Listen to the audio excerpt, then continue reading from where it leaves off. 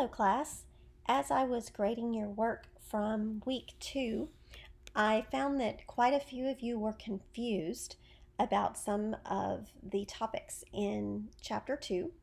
And so I thought I would go over them with you this way in a video so that hopefully you can quickly get up to speed. Because if you don't get if you don't understand this concept, it's going to be harder for you moving forward into writing your first major essay. So, one common mistake in writing a paper is to go off point. Think of your point as the bullseye in a target, or your claim as the bullseye.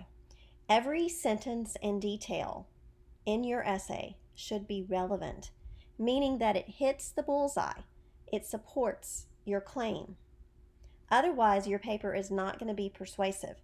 Instead of hitting the target and proving your claim, your evidence or your support will be irrelevant. In other words, it's going to miss the point completely. You're going to miss the bullseye. Let's say you decide your point is going to be that your family car is a piece of junk. If you then provide details about all of the car's good features, you're going off target or off point. Or maybe your point is that your aunt is a generous person. If you also provide details about her sense of humor, you're going off point. Maybe your point is that your apartment is not a good place to live. If you provide details about the convenient location of your apartment, then you're missing the target. Here's a point that could be developed in a paragraph. Here's the claim. My dog Otis is not very bright. Okay, now let's look at the support. He's 5 years old and doesn't respond to his name yet. Does that detail support the point? Yeah, most dogs know their names. Otis's unfamiliarity with his own name reveals a weak memory, and memory is one aspect of intelligence, so that means he's not very bright. So yes, that detail does support the point. The statement is relevant. Okay, let's look at detail 2. He cries when I leave for work. Okay, even an intelligent dog might be sad when its companions leave the house. So detail 2 is not really on the point. It misses it. So you would not include that as evidence in your paragraph. He gets excited when visitors arrive. Okay, does that have something to do exactly with the fact that Otis is not very bright?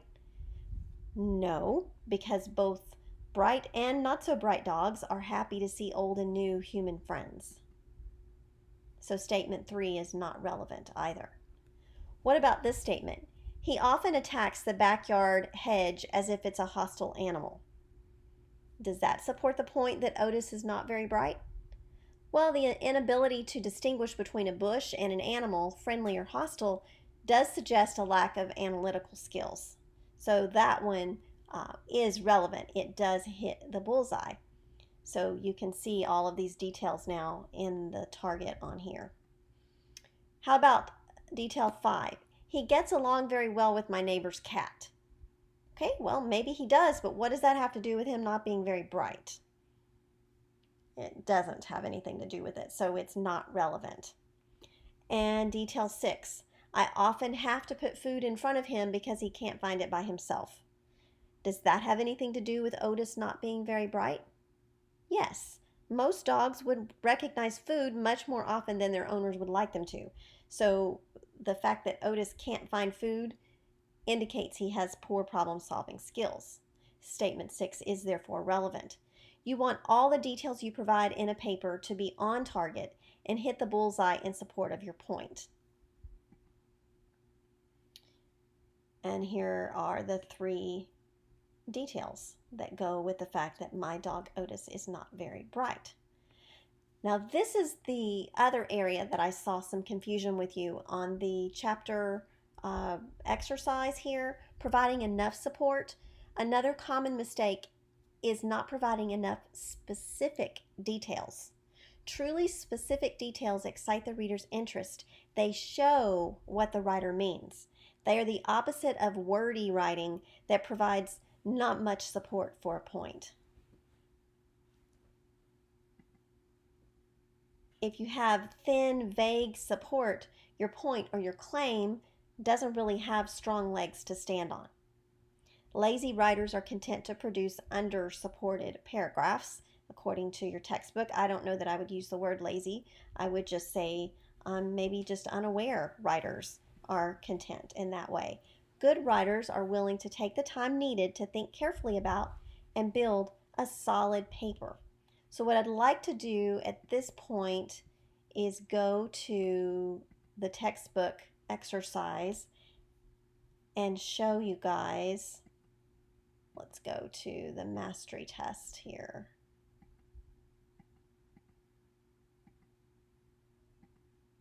It was the point and support.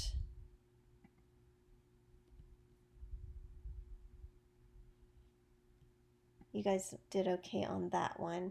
This one, mastery test 3, where it says each of the 5 points below is followed by 2 items of support. Put a check next to the item that is specific and clearly shows us the writer's point. By contrast, the other one will be vague, dull, or wordy and lack sharp details. So let's look at this first one. The claim or the point is, the new stock person is not working out.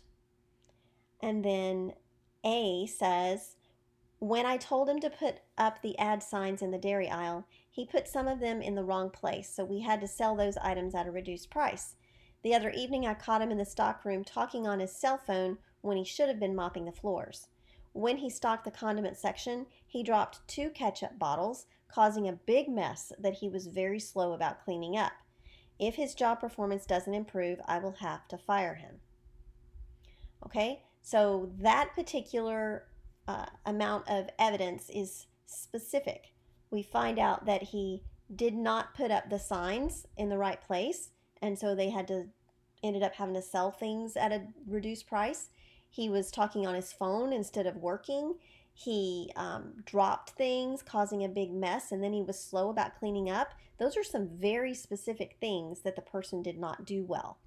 In contrast, let's look at this next set of evidence. He doesn't pay attention to what he's doing and tends to put things in the wrong place. That confuses customers and costs us money. In addition, I've caught him goofing off in the stockroom when he should be working out on the floor. He's clumsy and he has accidentally ruined some food items. I really expected he'd be a better employee than this. He seems to have a poor attitude too. Unless he improves, he will soon be an ex-employee. Now, some of you chose option B instead of option A. The reason that was incorrect is because A is more specific. It gives specific examples. In B, it says he doesn't pay attention to what he's doing and tends to put things in the wrong place. You see, words like things and some and goofing off doesn't specifically paint a picture in the reader's mind of what's going on. A is the stronger evidence because it is vivid and it tells exactly what he did. Okay, B just sounds more like a summary. A is more specific. Think about when a police officer is writing out a warrant. He wants to be as specific, he or she wants to be as specific as possible in describing the evidence. Well, that's what you want to do with your paragraphs. Let's look at this second one. Point. My blind date with Kathy was a disaster. Okay, so that's the claim. Now let's decide which evidence and analysis is the strongest. My friend Deb's cousin Kathy was pretty and nice, but I made a terrible first impression on her. I know she'll never go out with me again. Everything that could go wrong did. I was so nervous that I was clumsy and made a mess in the restaurant where we went for dinner. That made me more nervous than ever, and I said all the wrong things. My jokes fell flat, and even my attempts to compliment her went badly. I said stupid things and acted stupid. I'm sure she was relieved when the evening was over. Okay, so this little group of evidence of how the blind date was disaster is not very specific. He says he made a terrible first impression and that she'll never go out. Everything that could go wrong did, but there were no specifics. He said he made a mess in the restaurant. How did he make a mess in the restaurant? What, did he spill a drink? Did he knock into the waiter and make all of the food go all over the place? What happened? We don't know. There are no specifics. He says he said all the wrong things and that his jokes fell flat and that his attempts to compliment her went badly, but so what? What specifically did he say that was wrong? What specific jokes fell flat? And how did the compliments go badly? Those stupid things that he says he did, um, he didn't give specifics to us. We don't know how the evening really went. Let's compare that to choice B. My friend Deb set me up with her cousin Kathy. Kathy was really attractive and I wanted to impress her, so that made me nervous. At the restaurant, I ordered spaghetti and promptly dropped a forkful of it, getting tomato sauce all over my shirt and the tablecloth. I tried to make a joke, saying, "This is why the hospital doesn't let me out very often," but she just looked at me blankly. Later, I said, "From what Deb said, I had no idea you'd be so pretty." She looked unhappy, and I realized I'd just gotten Deb in trouble. I don't think Kathy will go out with me again. Do you see how that is more specific? Instead of just saying he made a mess in the restaurant, we discovered that he dropped spaghetti sauce all over his white shirt and or whatever color shirt and all over the tablecloth, and that then he made a really bad joke about maybe supposedly being hospitalized, and then he kind of gave her a backhanded compliment or an insult by saying that her friend had implied she wasn't very pretty. Those are specific details. Those are the kinds of details that you're going to want to use in your essay writing. I don't want vague evidence. Vague evidence is not evidence at all.